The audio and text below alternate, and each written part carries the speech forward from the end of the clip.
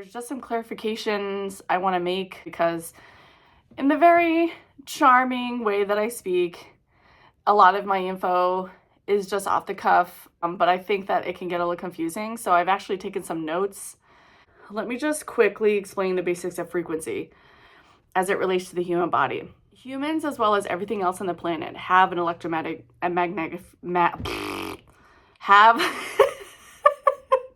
an electromagnetic field. This is because everything contains vibrating atoms.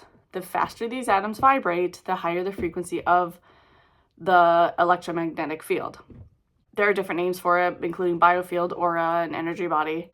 And as a person ascends on their spiritual path, their energetic frequency rises. This is what enables them to remember lost parts of themselves, such as their shadow and their spiritual gifts.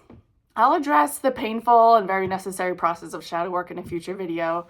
In the metaphysical community, the terms frequency and vibration are used interchangeably when referring to the energetic capacity of a person's biofield. Energetic information cannot be read without proper equipment.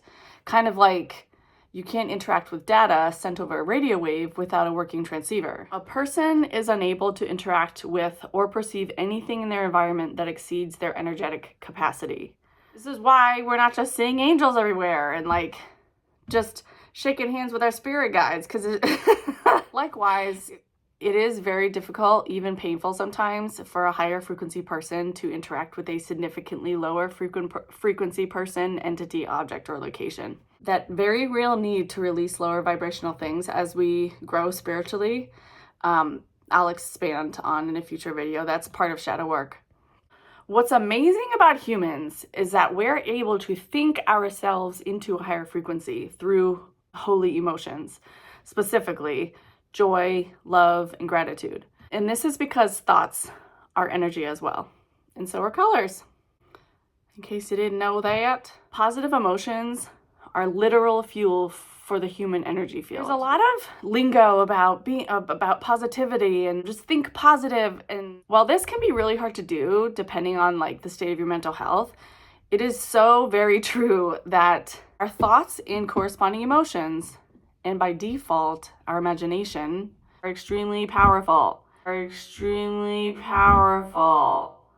They can make or break our quality of life, and they quite literally transform our reality. So this is kind of delving in a little bit to the power of manifestation and stuff, and the power of the mind, and how you have the ability through your imagination to create your environment. That also kind of delves a bit into quantum physics as well, like timeline jumping and stuff.